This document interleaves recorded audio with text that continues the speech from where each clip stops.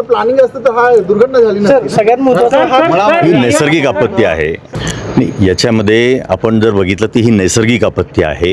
इतक्या दिवस 3 दिवसापासून जो पाऊस झाला त्या पावसामुळे हा कचऱ्याचा जो ढीग आहे त्याचं वजन वाढल्यामुळे तो सरकून खाली आला, ढासळला आणि तो इमारतीवर पडला आणि त्याच्यामुळे इमारत ही कोलॅप्स झालेली आहे. त्याच्यामध्ये कोणाचा दोष आता लगेच आपल्याला त्याचं म्हणता येणार नाही.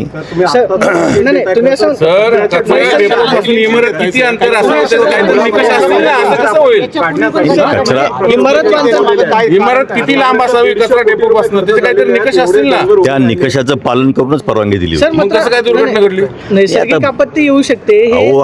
इमारत बांधताना लक्षात आलं. कचऱ्याच्या समर्थन करत नाही मी. काही हा कचऱ्याचा जो डोंगर आहे याच्यावरती आपण बघतो JCB वगैरे सुद्धा जातो, पोकलेन जातो, ट्रक जाऊन त्याच्यावरती बॉय मायनिंगचं काम चालू आहे.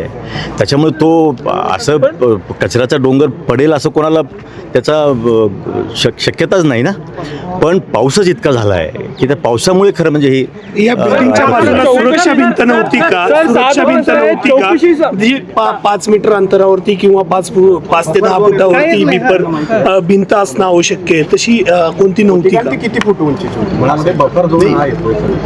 30 मीटरचा असल्यामुळे त्याच्यामुळे ती भिंत बांधण्याची त्याच्यामध्ये आवश्यकता भासली नव्हती कारण 30 मीटर अंतर होतं. प्रश्न असा आहे की आता सर्वात मोठी प्रायोरिटी पहिल्यांदा रेस्क्यू करण्याची आहे. त्याच्यानंतर आम्ही सर्व बसू, महापौर साहेब, सगळे पदाधिकारी याच्यावरती चर्चा करू.